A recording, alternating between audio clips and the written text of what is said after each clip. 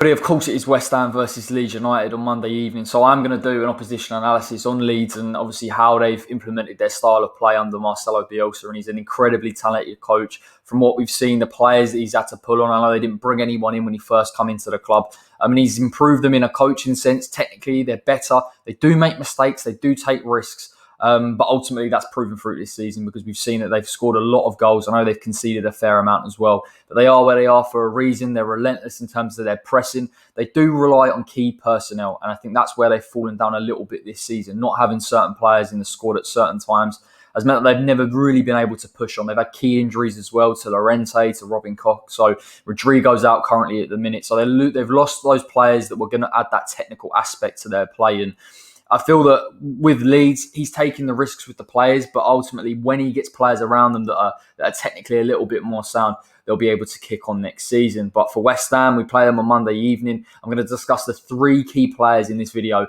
that West Ham need to look out for and how influential they are in terms of Leeds United's playing style. So let's start with Calvin Phillips. We all know him from that row between him and Declan Rice and who's better. But irrespective of whether you think Declan Rice or Calvin Phillips is better, Calvin Phillips is so crucial to the way that Leeds United play. His positioning in a defensive shape, sitting at times in between the 2 centre-backs, gives him a little bit of solidity. But also what isn't picked up on is the fact that he's willing to press a little bit further forward. To have just a single pivot and press very, very high is still a risk. And West Ham even don't do it. We've got Souček, we've got Rice in there, we've got that stability.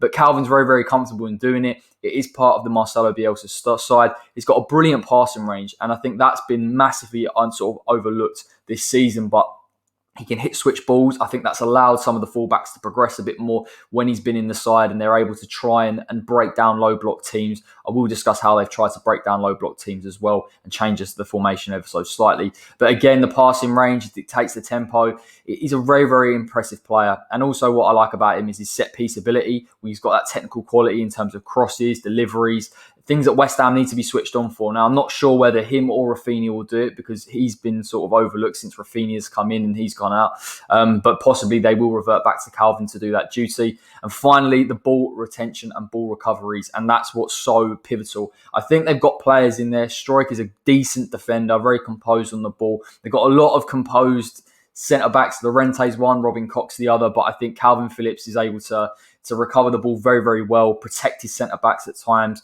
protect the spaces that are vacated by some of the fullbacks when they press on. And it has helped Leeds United in terms of impressing himself on games and hurting teams. The other man that I want to mention here is Rafinha. And how they've got him for 17 million, I will never know. What a talent. It gives me Payet vibes a little bit in terms of how well he's taken to the league. He's grown into the role a little bit. He can play left or right in terms of that front 3. But he has been really impressive recently and he's started to chalk up a couple more goals. One-on-one I've put here, and I did touch it on the predicted 11. I do worry about Creswell on that left-hand side because of Rafinha's sort of lack of predictability. The pace that he's got fantastic feet, so he can beat a man. I don't think he's necessarily going to try and get to the byline on the right-hand side. He loves cutting into his left foot naturally. The problem with that, and I'm not comparing him and Riyad Mahrez, but you kind of look at it and think, if you do let him onto his left foot, can he hurt you from distance? And again, West Ham have to be really switched on. How does he deal with that? Maybe you go to a back 5. Maybe we sit in a low block. I'm not sure, but he is their danger man. And I think if he can break West Ham's back line and he can allow and get service into the likes of Bamford, maybe Jack Harrison arriving into the box, that is going to cause us no end of issues. I've also put here pace. He was very unlucky. You can see in the picture there against Southampton. Unlucky / Romeo made a fantastic recovering tackle, but he can run with the ball for long distances at an incredible pace. And I think that's what we have to look out for if the game begins to open up. If Leeds United get a goal and West Ham have to go and press Leeds, he's able to run into that space, carry the ball over long distances. And I think the way that we played last time against Leeds in that low block, and we were relatively defensive, but we did press as a front 4. It did allow, I think, us to kind of nullify those wide players, and they struggled to get into the game a bit. But I think recently we've seen West Ham progress maybe Declan Rice and Souček a little bit further up. So possibly Rafinha can sort of isolate those spaces and hurt us a little bit. I put here set pieces.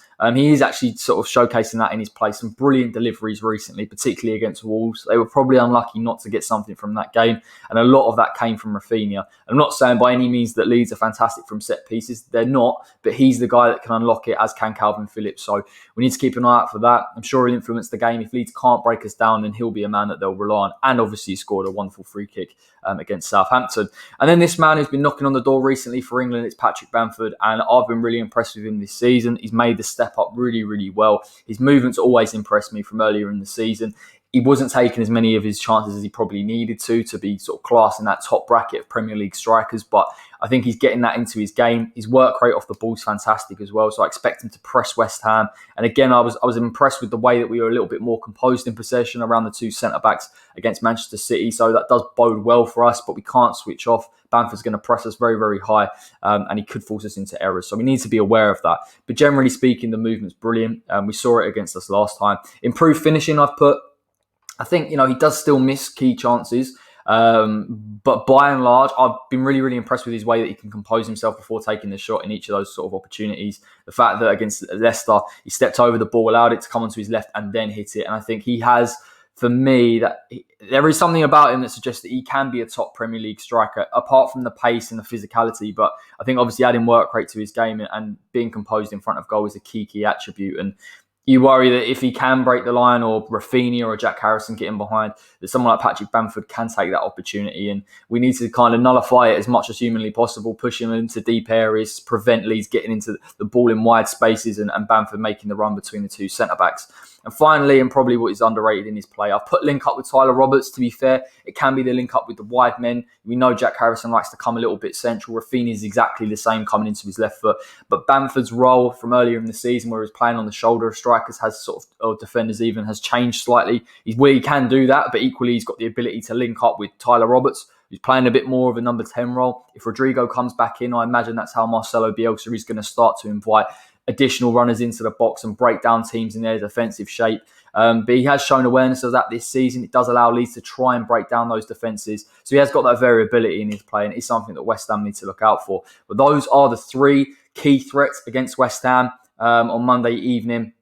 I'm interested to see how we deal with it, whether we go back to a 4-2-3-1 or whether we stick with the back five.